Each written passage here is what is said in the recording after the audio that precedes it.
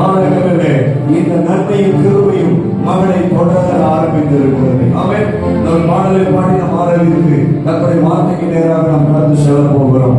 நான் பாடும்போது என் உதடு கெம்பீரித்து மகிழும், நீ மீட்டுக் கொண்ட என் ஆன்மா கெம்பீரித்து அருமகள். புரிஞ்ச ஏச்சு நிற்கலாமே, ஏச்சு நின்று இந்த பாடலை பாடி ஒரு கரெக்டா ஒரு 5 நிமிஷத்துல நம்ம தேவனுடைய வார்த்தைக்கு நம்ம கடந்து செல்ல போகிறோம். எல்லாரும் எழுந்து நின்று இந்த பாடலை நாம் பாட போகிறோம். பாடும்போது என்னுதடு கெம்பீரித்து மகிழும், மீட்டுக் கொண்ட என் ஆன்மா அக்களித்து அகமகிழோ. பாடும்போது என்னுதடு கெம்பீரித்து மகிழும், மீட்டுக் கொண்ட என் ஆன்மா அக்களித்து அகமகிழோ. நான் பாடுவேன், நான் துதிப்பேன், இரவு பகல் என் பேரோ சொல்வோம். நான் பாடுவேன், நான் துதிப்பேன்,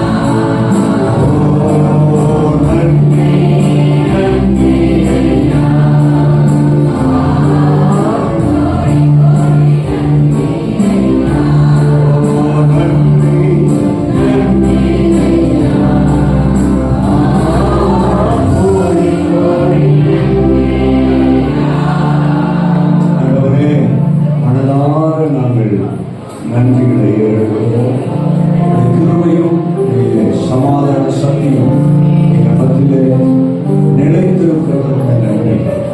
உங்களை தொடர்ந்து உங்களுடைய வார்த்தையும் உங்களுடைய பிரசன்னம் எங்களை வழிநடத்துவதற்காக நினைச்சேன்.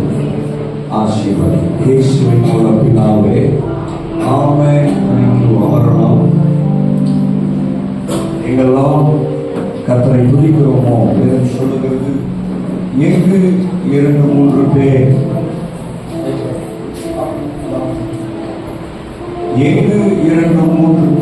என் நாமத்தினால் கூடி இருக்கிறீர்களோ அங்கு நான் வந்து உங்களை ஆசீர்வதிப்பேன்.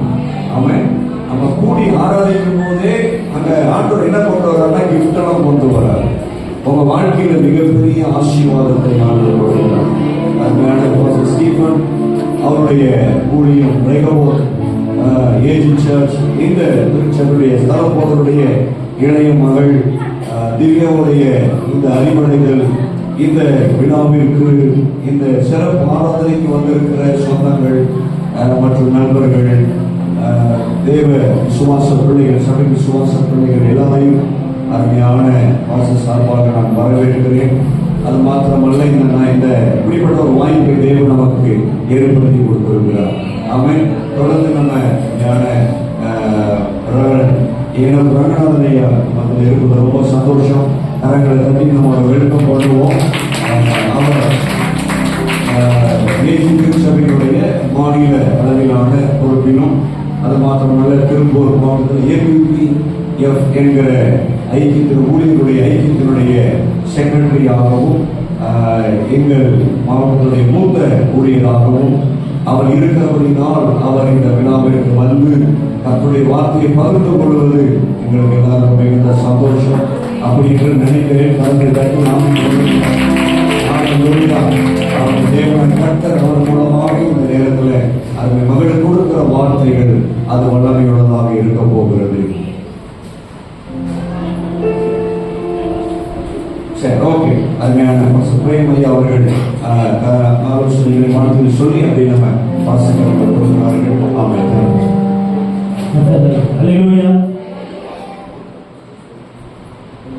இப்ப என்னுடைய வாழ்க்கையிலும் பிள்ளைகளுக்காக நம்ம எல்லாம் பிள்ளைகளை வச்சிருக்கிறோம். ஆனா ஆண்டவர் இந்த பிள்ளைகளை கொடுக்கும் பொழுது பிள்ளைகளை எப்படி வளர்க்கணும்னு சொல்லி ஆலோசனை கொடுத்து நம்ம நடத்துவோம். நீங்கள் சேர்ந்து நம்ம பெற்றோர்கள் இந்த மாதிரி சிறு பிள்ளைகளுக்கு இல்லை வயது வந்த பிள்ளைகளுக்கு ஆலோசனை சொல்லுவோம். இப்படிதான் நடக்கணும், இப்படிதான் வாழணும், இப்படிதான் இருக்கணும், இப்படி வாழ்க்கை சிறு பிள்ளைகளுக்கு நம்ம இப்படி ஒரு ஆலோசனை கொடுப்போம். ஆனால் வேதத்தில் ஒரு மனுஷனை குறித்து, அந்த மனுஷனை எப்படி வளர்க்கணும்னு குறித்து வேத பகுதியில் ஒரு வார்த்தை இருக்கிறது. நியாயாதிபதிகள் புஸ்தகத்தில் 13வது அதிகாரத்தில் ஒரு வார்த்தை இருக்கிறது. 12வது வசனத்துல, அப்பொழுது அந்த பிள்ளையினுடைய தகப்பன், நீ சொன்ன காரியம் நிறைவேறப்படுது. இந்த வார்த்தையை கவனிங்க. இந்த பிள்ளையை நான் எப்படி வளர்க்க வேண்டும், அதை எப்படி நடத்த வேண்டும் என்று கேட்டார். அந்த 13வது வசனத்துல கர்த்தருடைய தூதனானவர் மனோவாவை நோக்கி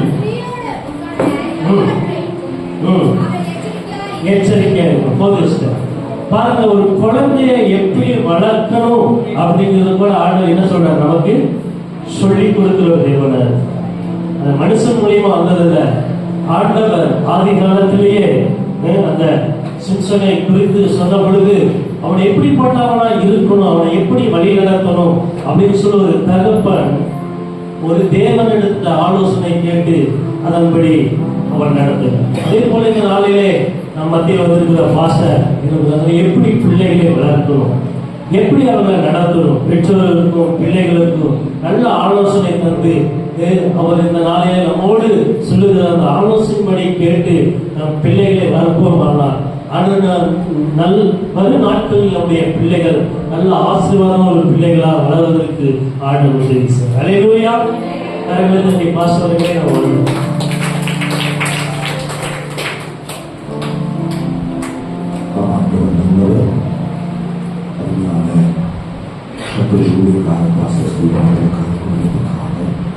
இந்த நாளை தேவனை ஏற்படுத்தி அன்பு மகளுக்கு கொடுத்த ஆசீர்வாதத்துக்காகவும் நாம் நன்றி சொல்ல வந்திருக்கிறோம். ஒருவேளை பல ரட்சிக்கப்பட்ட தெய்வ பிள்ளைகள் நினைக்கலாம், இதெல்லாம் உலக சடங்குகள் செய்கிறது போல நாமும் இந்த காரியத்தை செய்யணுமா? இங்கே நிறைய பேருக்கு ஒரு கேள்வி என்னன்னா, இதெல்லாம் உலகத்தில் இருக்கிற சடங்குகள் எல்லாம் ஃபங்க்ஷன் வைக்கிறாங்க, நாமும் ஒரு ஃபங்க்ஷன் வைக்கணுமா அப்படின்ற கேள்வி சில பேருக்கு இருக்கலாம். உலகத்துல மஞ்சள் நீராட்டு விழா அப்படின்னு சொல்றாங்க, பூ புனித விழா நீராட்டு விழான்னு சொல்றாங்க. ஒவ்வொரு பேருக்கு சொல்லி பேசுறாங்க. தேவனான கர்த்தர் வேதத்துல சொல்றாரு, இஸ்ரவேல் ஜனங்களை பார்த்து ஒரு மிருக ஜீவன் கண்டோம், ஆணிலாகவும் பெண்ணிலாகவும் ஒன்றும் அழகாக இருக்கிறது. தேவன் தன் ஜனத்தை ஆசீர்வதிக்கும்படியாக கொடுக்குவார்கள். நமக்கு ஒரு கலாச்சாரம் இருக்கிறது, தமிழருக்கு என்று கலாச்சாரம். அதை ஒரு நாளும் நாம் மறந்து விடக்கூடாது. அதன்படி நடக்கிறதா நடக்கிறது. நமக்கு எல்லாரும் தெரியும், ஒரு பெரிய விழாவாக உலக ஜனங்கள் பெரிய மண்டபத்தை எடுத்து 1000க்கு அதிகமான ஜனங்களை கூப்பிட்டு விழா நடத்துகிறதெல்லாம் தெரியும். ஆனால் நாம் இந்த இடத்தில் கூடி வந்த நோக்கம் அதற்காக அல்ல. நாம் இந்த நாட்களை கூடி வந்த நோக்கம் என்பது உலக ஜனம் கூடி செய்கிற விழாவை விட நாம் இந்த நாளில் கூடி வந்திருக்கிற நோக்கம் வேறு. வேதம் சொல்லுகிறது, எபேசியர் 5 அதிகாரத்தில் 20 எப்பொழுதும் எல்லாவற்றுக்காகவும் தேவன் நம்முடைய வாழ்க்கையில செய்கிற எல்லா நன்மைகளுக்காக என்ன செய்யணுமாமா? நன்றி சொல்ல நம்ம கடமைப்பட்டிருக்கிறோம். அன்பு மகளுக்கு தேவன் செய்திருக்கிற இந்த சரீரத்துல கொடுத்த நன்மைக்காக நாம் ஆண்டவருக்கு நன்றி சொல்ல நம்ம கொடுத்திருக்கிறோம். நாம் உலக ஜனம் செய்கிறது போல நாம் செய்கிறதுக்காக அல்ல, அன்பு மகளுக்கு தேவன் சரீரத்தில் கொடுத்த அந்த நன்மைக்காக ஆண்டவருக்கு நன்றி சொல்ல வந்திருக்கிறோம். இந்த மகள் பிறந்து வளர்ந்து ஒரு சிறு பிள்ளையாக இருந்தால் இப்பொழுது கர்த்தர் சிறு பெண் என்கிற ஒரு ஆசீர்வாதத்தை சரீரத்திலே மகளுக்கு தேவன் கொடுத்திருக்கிறார். இது தேவன் மகளுக்கு கொடுத்த ஒரு நன்மை. அதற்காக ஆண்டு சமூகத்தில் வந்து, ஆண்டவரே என் மகளுக்கு நீ கொடுத்த அந்த நன்மைக்காக நமக்கு நன்றி சொல்ல என்ன செஞ்சிருக்கிறோம், நாங்கள் வந்திருக்கிறோம் சொல்லி அந்த மகளை பிதா குமாரன் பரிசுத்தாவின் நாமத்தினாலே நாம் எல்லாரும் மகளை ஆசீர்வதிக்க போகிறோம். ஏன் அந்த நன்மையை கொடுத்த உடனே உறவுகள் வந்து மஞ்சள் தண்ணீர் மகளுக்கு ஊத்துறாங்கன்னு சொன்னா, இந்த நாட்டில் இருக்கிறது போல அறிவியல் விஞ்ஞானம் அந்த நாட்களில் இல்லை. நமக்கு மஞ்சள் வந்து நமக்கு ஒரு மருந்து, அது ஒரு கிருமி நாசம். அது வீட்டில் பாருங்க, எப்பொழுது மஞ்சள் தண்ணி என்ன செய்வாங்க சொல்லுவாங்க. அப்ப அந்த பெண் சரீரத்தில் பருவம் அடைந்த உடனே அந்த மகளுக்கு ஒரு கூச்சம் வரும். அதனாலதான் தன் தாயின் இடத்துல பேசுவது போது அந்த மகன் கூச்சப்படுவான். அதனாலதான் அத்தமாரெல்லாம் வந்து என்ன செய்யறாங்க, அந்த மகளுக்காக என்ன செய்யறாங்க, அந்த தண்ணியை ஊற்றி அந்த மகளை சில ஆலோசனை சொல்லி தன் தாயின் இடத்துல சொல்வதற்கு, தாயின் இடத்துல பேசுவதற்கு அந்த மகளுக்கு வெட்கமா இருக்கு. அதனால அத்தமார் வந்து என்ன செய்யறாங்க, அவங்க ஒரு அன்பா சந்தோஷமா என்ன செய்வாங்க, எல்லாம் பயப்படாத அப்படின்னு சொல்லும் போது அந்த மகளுக்கு மனதில் இருக்கிற அந்த பயங்கள் மாறி ஒரு தைரியம் இருந்தாங்க. அதனாலதான் உடனே அத்தமார்கள் வரணும், அத்தமார் வந்து தண்ணி ஊற்றணும் அப்படின்னு சொல்றதுக்கு காரணம் என்ன அப்படின்னா, இது நான் வேற ஒன்றுமே ஒரு வசனத்தை வாசிப்போம். சங்கீதம் 144 12வது வசனத்தை நாம் வாசிப்போம். சங்கீதம் 144 12.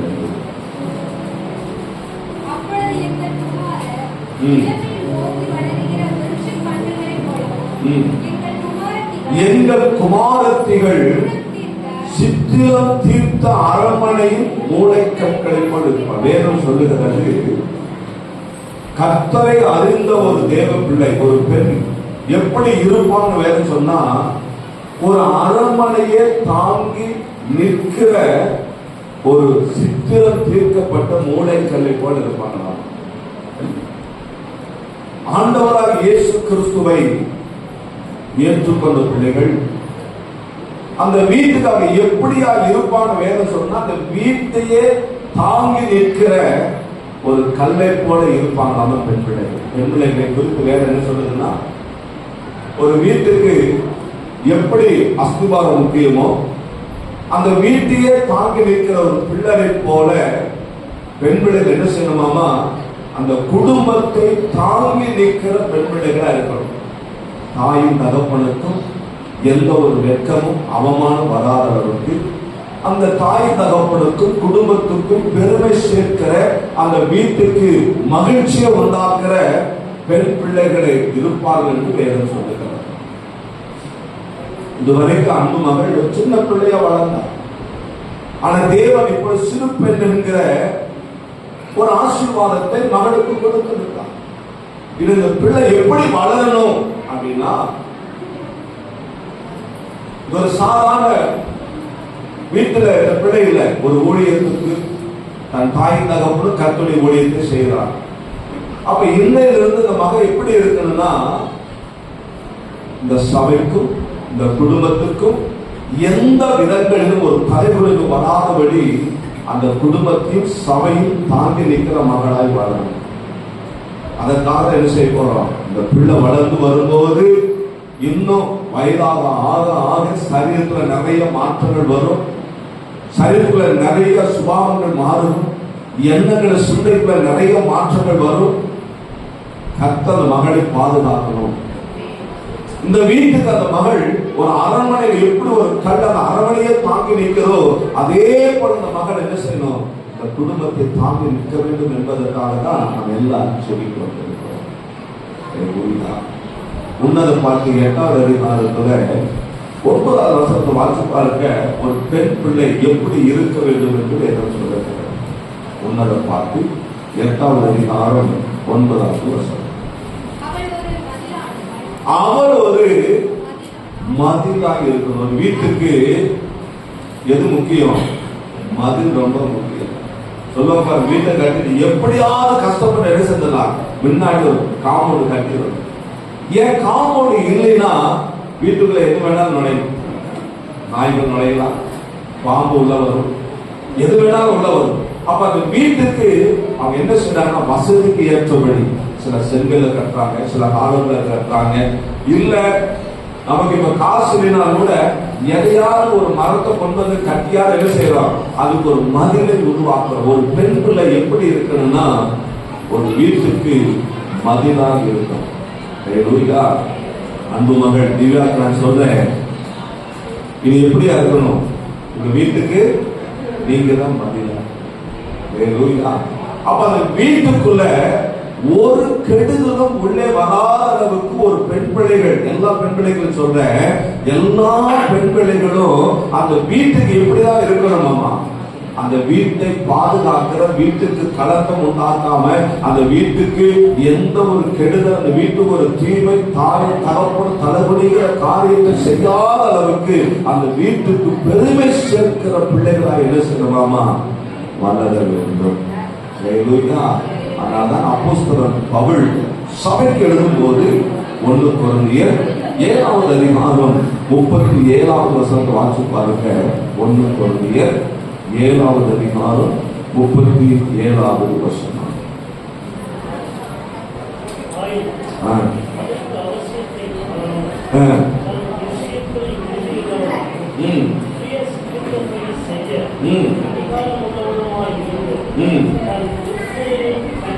கன்னிகை பருவத்தை காக்க வேண்டும் என்று தன் இருதயத்தில் தீர்மானிக்கிறவன் நன்மை செய்கிறான். வேதம் சொல்றது கன்னிகை என்கிற ஒரு பருவம். நண்பு மகள் எப்ப அணியெடுத்து வச்சிருக்காங்க, இந்த வாலிப பருவம். கன்னிகை என்கிற பருவத்துல இது திருச்சபைக்காக சொல்லப்பட்டாலும் இந்த இடத்துல நான் சொல்லுகிறேன், கன்னிகை என்கிற ஒரு பருவம் ரொம்ப முக்கியம். இந்த பருவத்தை என்ன செய்யணுமாமா, நம்ம ரொம்ப பாதுகாக்கணும். இந்த பருவம் தான் ரொம்ப மோசமான ஒரு பருவம். இந்த வாலிப பருவம் என்பது ரொம்ப ரொம்ப மோசமான ஒரு பருவம்.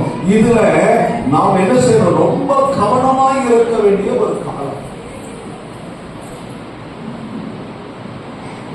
திருப்பூர்ல தெரியும், காய் தகப்பன எல்லாம் கம்பெனிக்கு வேலைக்கு போயிடுவாங்க.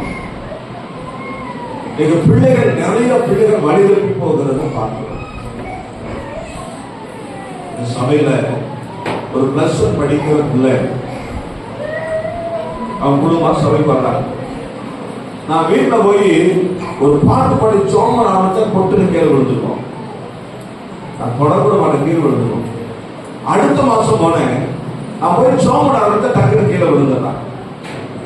வித்தியாசமா இருக்குது அப்படின்னு சொல்லிட்டு அந்த வாரம் ஞாயிற்றுக்கிழமை சபைக்கு வரும்போது அந்த பிள்ளைக்காக ஜோம் பண்ண கீழே விழுது, ஜோம் பண்ணா கீழே விழுதான். அப்ப நான் நினைச்சது, பிள்ளைக்கு ஏதோ ஒரு பிரச்சனை.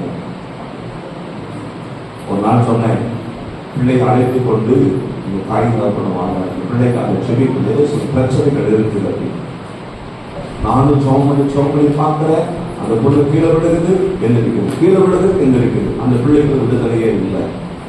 நான் ஜோம் பண்ணி ஆண்டவருடைய மகளுக்கு விடுதலை நடக்க மாட்டேங்குது. இந்த மகளுக்கு ஒரு பெரிய போராட்டம் இருப்பதற்கு என்ன காரணம் அப்படின்னு சொல்லி நான் ஜோம் பண்ணிட்டே இருக்கும்போது ஆவியானவர் சொன்னார், இந்த பிள்ளைக்குள்ள ஒரு இச்சைய நாவி போராட்டம். இது எப்படி ஆண்டவரே வந்தது? சபைக்கு வார வாரம் வர பிள்ளையாச்சே, இந்த பிள்ளைகளை எப்படி போராட்டம் வந்தது அப்படின்னு கேட்கும்போது அந்த பிள்ளை, நான் சொன்னேன், பாப்பா இந்த பிரச்சனை நான் பார்க்கிறேன், நல்ல பிள்ளையாச்சே, உனக்கு எப்படி இந்த பிரச்சனை வந்தது? அது சொல்லுது, என்ன பண்ணுவேன், என்ன அப்படின்னு கேட்டேன். அப்பா அம்மா கம்பெனிக்கு தான் நிறைய சினிமா பார்ப்பேன்னு சொல்லிச்சு. டிவியில நிறைய சினிமா பார்ப்பேன்.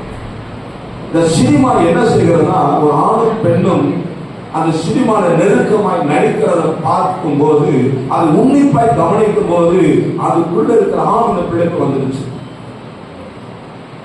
நிறைய பேர் என்ன நினைக்கிறது தெரியுமா, இப்படி எல்லாம் பிரச்சனை வருமா, இப்படி எல்லாம் பிரச்சனை நடக்குமா? என் ஆவிக்குரிய வாழ்க்கை நாங்கள் அனுபவத்தை சொல்லுகிறோம்.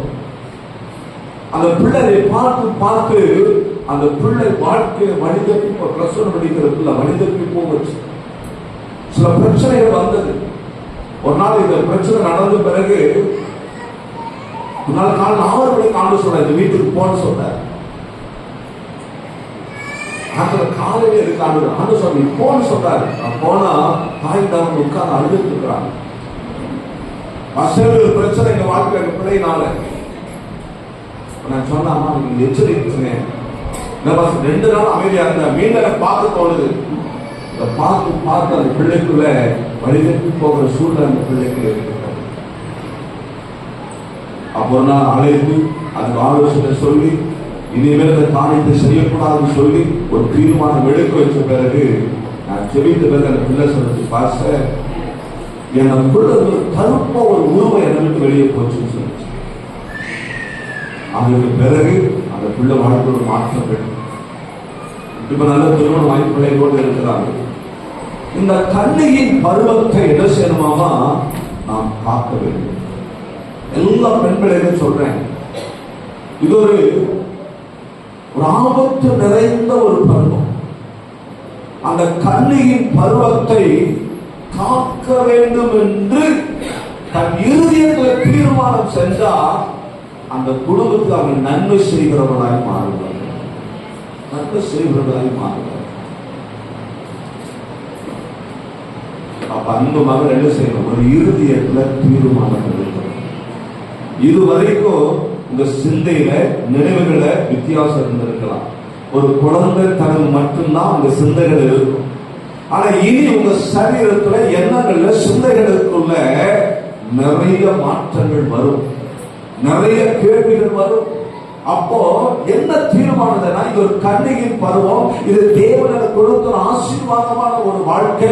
இந்த பருவத்திலே நான் வாழ்க்கையில எதை செய்யக்கூடாது என்று சொல்லி, எதை செய்ய வேண்டும் என்று சொல்லி ஒரு தீர்மானம் எடுத்தீங்கன்னு சொன்னா, இந்த கன்னியின் பருவத்தை காத்துக்கொள்ள வேண்டும், கர்த்தருக்கு பயப்பட வேண்டும் என்கிற எண்ணம் அன்பு மகளுக்குள்ள வரும் என்று சொன்னா, உங்க குடும்பத்துக்கு, தாய் தகப்பனுக்கு, திருச்சபைக்கும், உறவுகளுக்கு நீங்க யாரு செய்யனா, நீங்க நன்மை செய்கிறவர்களாக மாறுவீர்கள்.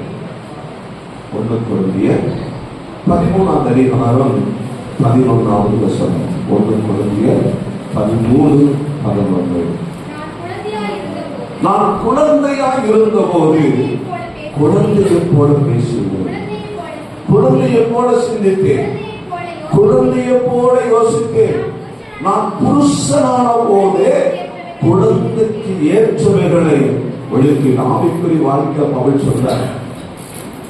ஆனா இந்த குழந்தை தனங்கள் மாறணும். இன்னைக்கு நிறைய தாய் தகப்பன் பிள்ளைகளுக்கு எடுக்கிறார். தாய் தகப்பன் தான் பிள்ளைகளை கெடுக்கிறாங்க. இன்னும் 18 வயசாச்சு, 19 காலேஜ் போனாத பிள்ளைகளுக்கு அம்மா ஊட்டி விடுறாங்க.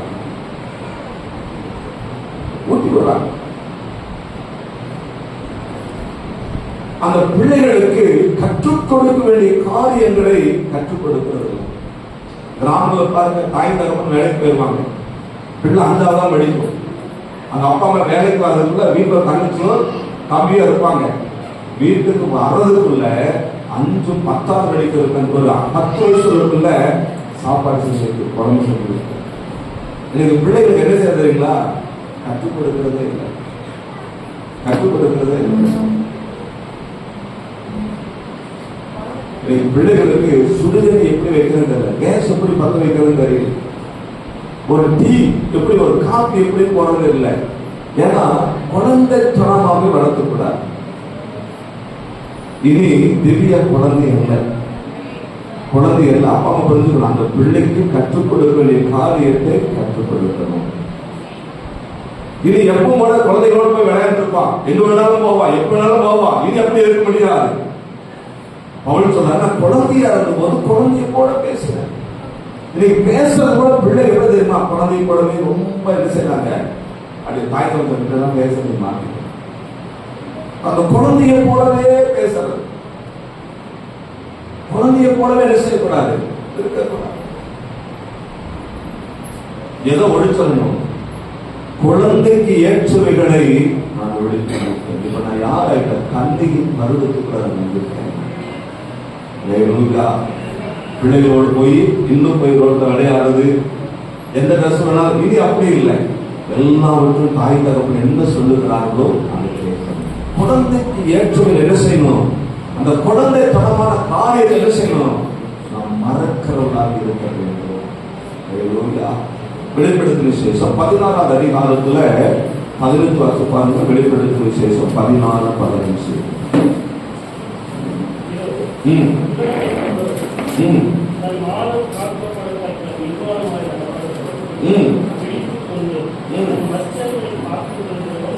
பாருங்க, தன் வஸ்திரத்தை காத்துக் கொள்ளுகிறவன் என்ன சொல்லுகிறது?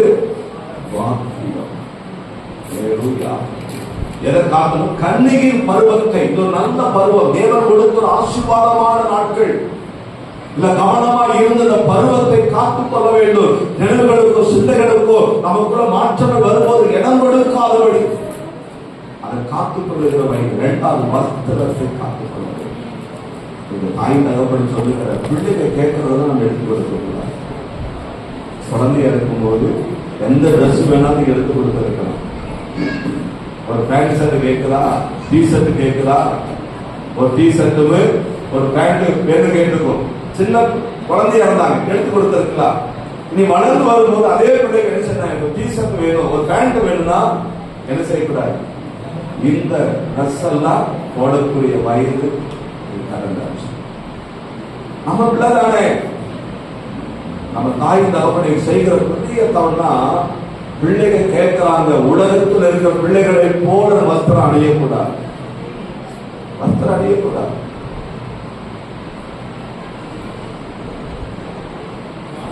எனக்கு தெரிந்த ஒரு போதகர் கிறிஸ்துமஸ் ஆராதனை நடக்குது. ஒரே ஒரு மகள் பாட்டு நடத்திட்டு இருக்கிறார். நல்ல ட்ரெஸ் போட்டு வருது, புதிய ட்ரெஸ் போட்டு வருது. பாஸ்டருக்கு பயங்கரமா போகும். இங்கிருந்து சத்தம் வர்ற அப்படியே வெளியே போற ஒரே ஒரு மகன் இதே சத்தம் அப்படியே போய் உள்ள வர்ற. ஏன்னா அந்த போட்டிருக்கிற ட்ரெஸ் எப்படி இருக்கு, இவ்வளவு அவசியமா இருக்கு. அத்தனை பேருக்கு முன்னாடி பாஸ்டர் போய் திட்டினாரு, நீதான் எடுத்து கொடுத்த. முதல்ல போய் ட்ரெஸ் மாத்திட்டு வேற ஒரு ட்ரெஸ். இந்த வாலிப வயதுல நம்ம உடுத்துகிற உடைகள் ரொம்ப கவனமா இருக்கும். வஸ்திரத்தை என்ன செய்யணுமா, காத்துக்கொள்ள வேண்டும் என்று சொல்லுகிறார். வஸ்திரம் எப்படிப்பட்ட வஸ்திரமா இருக்கணும்? மற்றவர்கள் சிந்தைகள் எண்ணங்கள் நம்மளை தவறாய் பார்க்கிற அளவுக்கு வஸ்திரத்தை உடுத்தக்கூடாது. நம்ம வீட்டுக்குள்ள என்ன வஸ்திரத்தை வேணா உடுத்துக்கலாம். அந்த வெளியில் என்ன செய்யக்கூடாது, நம்ம போகும்போது நமக்கு தகுதியான வஸ்திரம். பிள்ளைகள் கேட்கிறாங்க, அப்பா அம்மா எடுத்து கொடுக்கூடாது. நம் உலக சனங்கள் அல்ல, கர்த்தருடைய பிள்ளைகள். வெளிப்படுத்தி 3:14 வாசகம் 3-4 வாசகம் வெளிப்படுத்தி 3-4.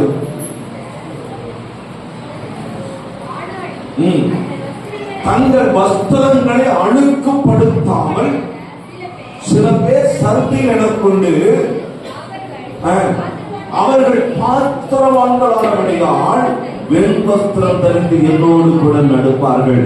இன்றைக்கு நாம் உடுத்துகிற வஸ்திரங்கள் அழுக்கு வஸ்திரமாக, அழுக்குப்படுகிற வஸ்திரமாக இருந்தால் தேவனோடு நடக்க முடியாது. நாம் உலகத்துக்குரிய பிள்ளைகள் அல்ல. நாம் எப்படி நடக்கணும், அந்த சபையை பார்த்து சொல்றார், சபையில் இருக்கிற ஜனங்களை பார்த்து சொல்றார். ஆனாலும் தங்கள் வஸ்திரங்களை அசுசிப்படுத்தாத சில பேர் சபையில எனக்கு உண்டு. அவர்கள் பாத்திரவான்களானபடியால் வெண்வஸ்திரம் தரிந்து என்னோடு நடப்பார்கள். இந்த உலகத்துல போடுகிற வஸ்திரங்கள் என்ன செய்யணுமா, சிலரை அழுக்குப்படுத்தி விடுகிறது. வஸ்திரம் தான் என்ன செய்கிறது, நம்ம போடுகிற வஸ்திரம் தான் மற்றவருடைய பார்வை நம்ம தவறாய் பதிய வைக்கிறது. நீங்க பார்க்கிற உலகத்துல எப்படி எல்லாம் வஸ்திரங்களை உடைத்து நடத்துறாங்க. ஆனா கர்த்தருடைய பிள்ளைகளா இருக்க நம்ம தேவனோடு நடக்கும்படியா அழைக்கப்பட்டவங்க. அந்த வஸ்திரத்தை என்ன செய்யணும், ரொம்ப கவனமா உடுத்தணும். நம்முடைய வஸ்திரம் எது தெரியுங்களா, ஏசாயா 61:10. ஏசாயா 61ஆம் அதிகாரத்துல 10வது வசனம் வாசிச்சு பாருங்க. நம்முடைய வஸ்திரம் எப்படிப்பட்ட வஸ்திரம் என்று சொல்லி,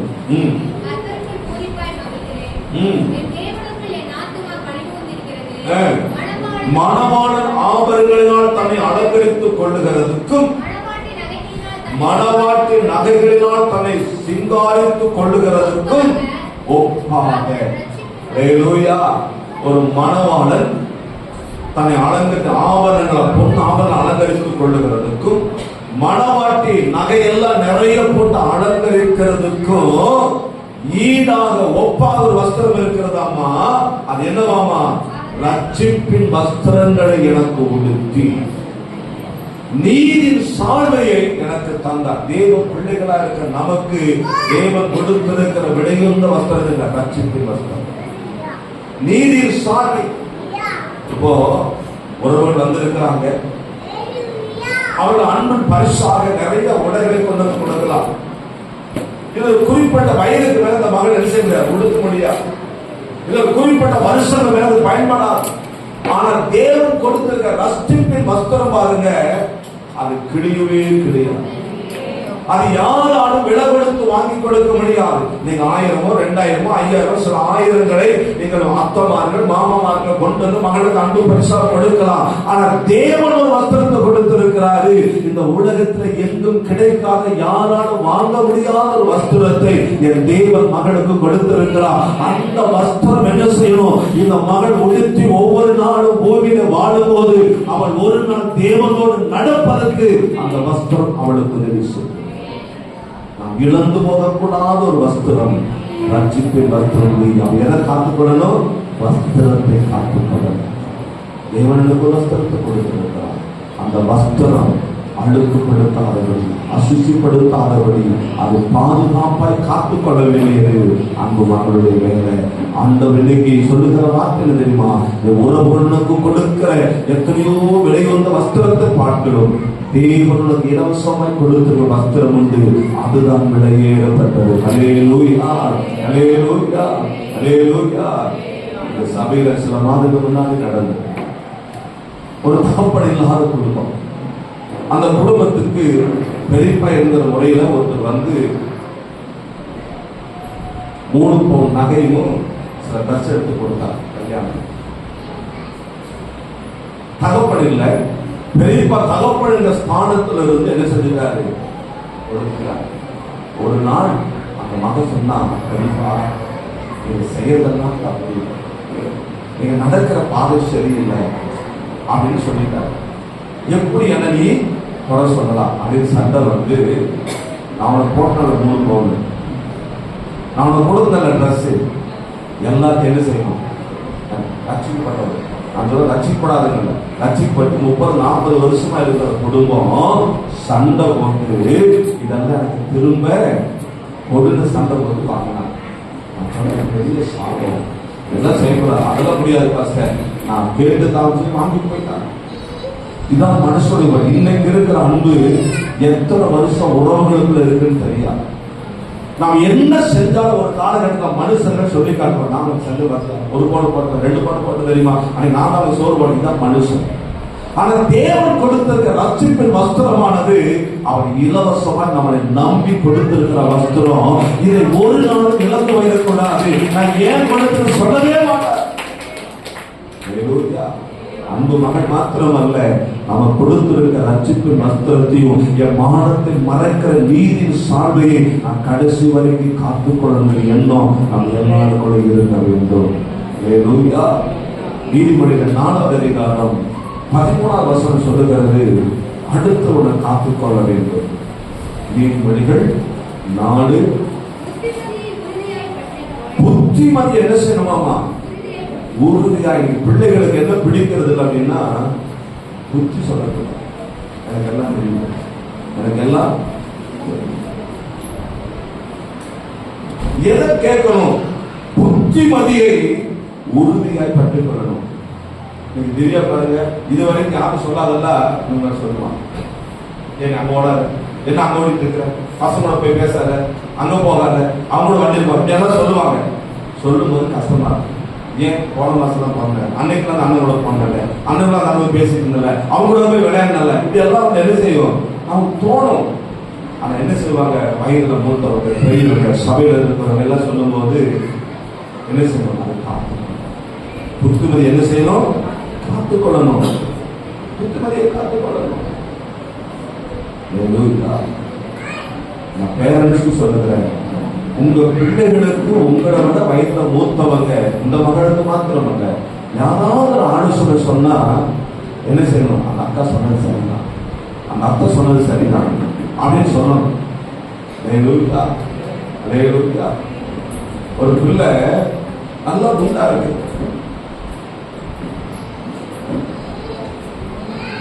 மேல வந்து டாப் போட்டிருக்குது. அப்ப சபையில இருக்கிற ஒரு மூத்த சகோதரி, அம்மா சபையில இந்த அளவுக்கு டாப் நல்லாதான் இருக்கு, நீ குண்டா இருக்கிற, இந்த டாப் என்ன செய்யும்? இன்னும் கொஞ்சம் கீழே இறக்கி போட்டா என்ன செய்யும்? நல்லா இருக்குன்னு சொல்ல. உடனே பிள்ளை சொல்லிட்டு அந்த அம்மா என்ன சொல்ல, அந்த அம்மா என்ன சொல்லணும்?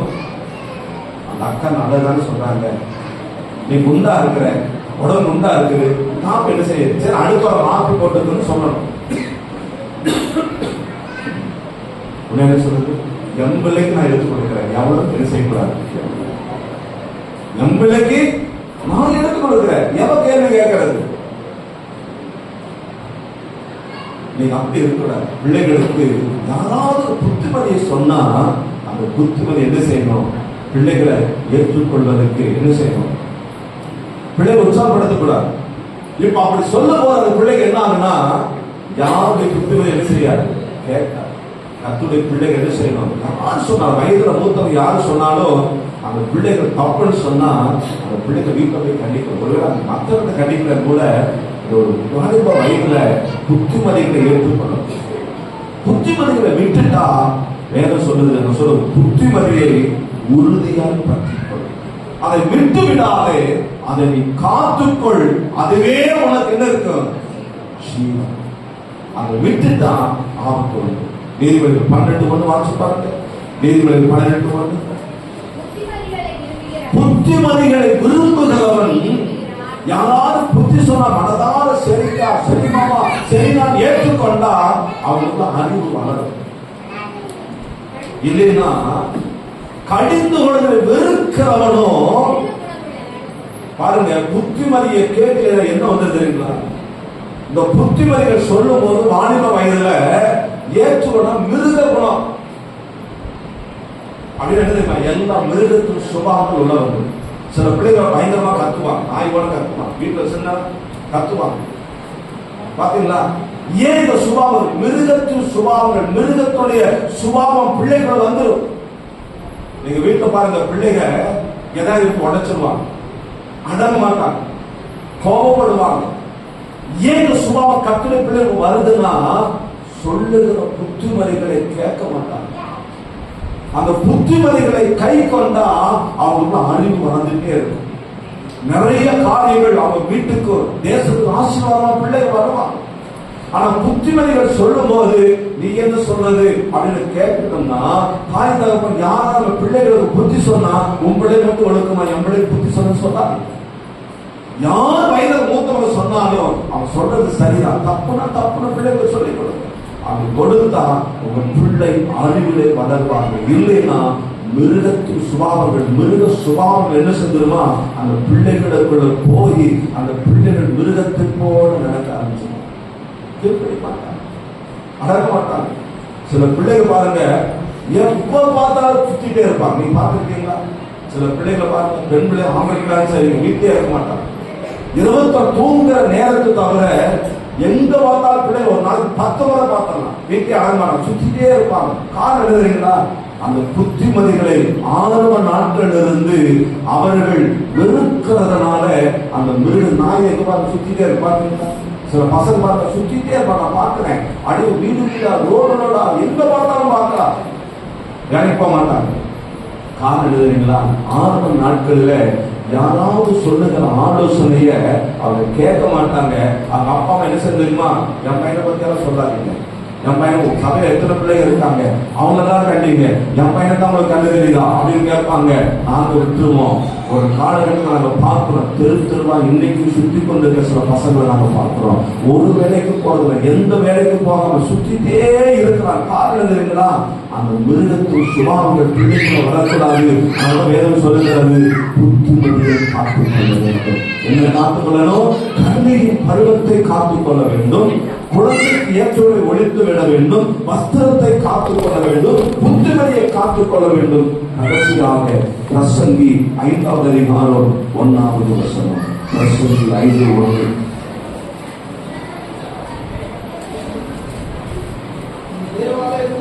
நீ தேவாலயத்துக்கு போகும்போது நடையை காத்துக்கொள்.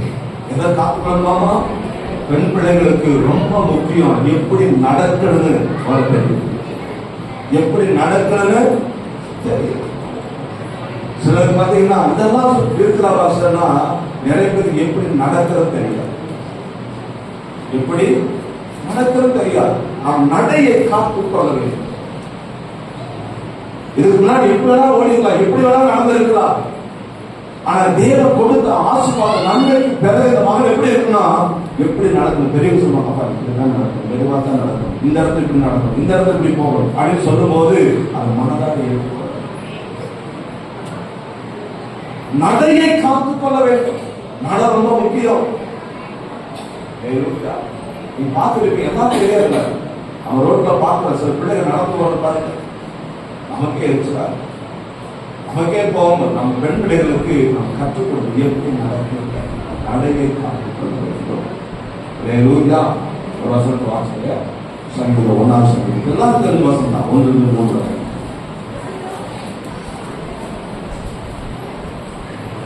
சங்கீதம் 1. துன்மார்க்கனுடைய ஆலோசனை நடக்கக்கூடாது, பாவியுடைய வழியில நிற்க கூடாது, பரியாசக்கார உட்கார இடத்துல உட்காரக்கூடாது. கர்த்தருடைய வேதத்தில் பிரியமாக இரவும் பகலும் வேதத்துல என்ன செய்யுமா? இது என்ன செய்யணும்? இரவும் பகலும் வேதத்தை தியானிக்கிற மகளா இருக்கும். இது வரைக்கும் தியானிச்சிருக்கலாம். இனி மற்ற பிள்ளைகளை போல நடக்காதபடி, மற்ற பிள்ளைகளை போல உட்காராதபடி, மற்ற பிள்ளைகளை போல நிற்காதபடி என்ன செய்யணுமா? இரவும் பகலும் அவருடைய வேதத்துல தியானமாக இருந்த வேதம் சொல்லுகிறது, நீர்கால்களின் ஓரமா ஒரு நடப்பட்ட மரம் எப்படி தன் காலத்துல கனிதந்து இலையுதிராத இருக்குமோ அப்படி அந்த அன்பு மகனை ஆசீர்வதிக்கிறார். இப்ப தண்ணியே இல்லாத ஒரு மரத்தை நட்டு, தண்ணி நிரம்பி இருக்கிற ஆற்றின் ஓரங்கள் மரத்தை நட்டா, ரெண்டு மரம் ஒரே நாள் நட்டுச்சுன்னா இந்த தண்ணி ஓரத்தில் நடப்பட்ட மரம் நல்ல செழிப்பை வந்து நல்லா கனி வரும்.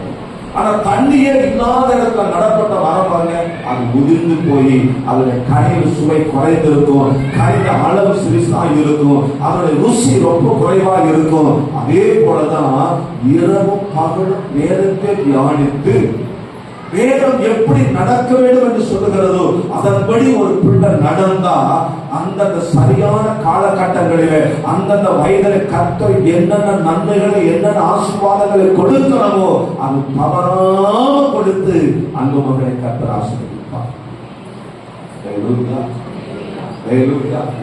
ஒரு நல்ல படித்து முடிப்பாங்க, 10 வருஷம் வேலை கிடைப்பார். 40 வயசுல திருமணமாக எத்தனையோ பேர் பார்ப்போம். காரணம் என்ன அப்படின்னு சொன்னா, யார் சொன்னாலும் கேட்க மாட்டாங்க, அவங்கபடி நடப்பாங்க, கர்த்தர் சொல்லபடி நடக்க மாட்டாங்க. நமக்கு வேதம் எப்படி நடக்க வேண்டும் என்று சொல்லுகிறதோ அதன்படி ஒரு தேவ பிள்ளை நடந்தா அந்தந்த காலகட்டத்தில் எதையெல்லாம் கர்த்தர் சரியா செய்யணுமோ, எத்தனை உறவுகள் நமக்கு தூரமா நின்னாலும் கர்த்தர் நம் பட்சத்துல இருந்து செய்ய வேண்டியதை சரியான நேரத்தில் செஞ்சு தலையை உயர்த்துவார். எல்லா நண்பு மகளுக்காக சோமனுமா கர்த்தர் நண்பு மகளுக்கு கொடுத்த நன்மைக்காக மகள் கண்ணியின் பருவத்தை காத்துக்கொள்ள கர்த்தர் உதவி செய்யணும், வஸ்திரத்தை காத்துக்கொள்ள உதவி செய்யணும், புத்திமதிகளை காத்துக்கொள்ள உதவி செய்யணும். எப்படி தேவன் நடக்க வேண்டும் என்று வேதம் கற்றுக் கொடுக்கிறதோ அதன்படி நடந்து தன் நடையை காத்துக்கொள்ள கர்த்தர் உதவி செய்யணும். நம் மகள் யார் தெரியுங்களா? ஒரு அரண்மனையில சித்திர தீர்க்கப்பட்ட ஒரு குமாரத்தியை போல வளர கர்த்தர் உதவி செய்யணும். நம் மகள் வளர்ந்து இந்த குடும்பத்துக்கு திருச்சபைக்கும் உறவுகளுக்கும் சொந்த மகளுக்கும் இருக்கிற பகுதிக்கும் பெருமை சேர்க்கிற மகளாய் வளரணும். இந்த பெண் யார் தெரியுமா? ஒரு மதில் என்று வேதம் சொல்லுது. ஒரு வீட்டுக்கு மதில் எப்படி முக்கியமோ அதே போல நன்கு மகள் இந்த வீட்டுக்கு நல்ல மதிலாக இருந்து வீட்டுக்குள்ள ஒரு நன்மையும் உள்ளே வந்து தடையா இல்லாதபடி, ஒரு தீமை உள்ளே வராத அளவுக்கு, பொல்லாத வல்லவர்கள் வீட்டுல உள்ளே வராத அளவுக்கு மகள் நல்ல ஜபத்துல ஆவியில நிறைந்து கர்த்தரை ஆராதிக்கிற மகளா இந்த மகள் இந்த நாளுக்கு இந்த வீட்டுக்கு ஒரு மதிலாய் மாறணும், மதிலாய் மாறணும், மதிலாய் மாறணும். அப்படி அவசியம் தேவன் மகளுக்கு படுக்க முடியாது. எல்லா கடவுளையும் சொந்தமானோம் நீதானமான சகலமான நதி உங்களோடு நீவான சகலமான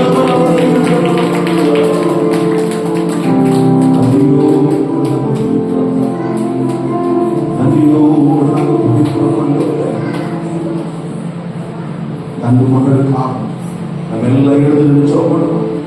முன்னாடிலாம் முன்னாடிலாம் இந்த மகளுக்காக எல்லாம் சொல்லணும். அந்த நல்ல வேலைதான் அந்த ஒரே தன் மகளுக்காக இந்த மகளுக்கு கொடுத்த சரித்து நன்மைக்காக நாங்கள் நன்றியோடு நாங்கள் இருக்கிறோம். இந்த வார்த்தைகள் மகளுக்குள்ள நிறைவேற்றுவதற்காக சொல்றோம். மகளை கொடுத்த நாள் இதுவரைக்கும் நடந்தீங்களே, இதுவரைக்கும் பாதுகாத்தீங்களே. இந்த நாளில நீ சென்ற நன்மைக்காக நாடு சரித்திர கொடுத்த ஆசீர்வாதத்துக்காக நன்றி சொல்ல நான் வந்திருக்கிறோம்.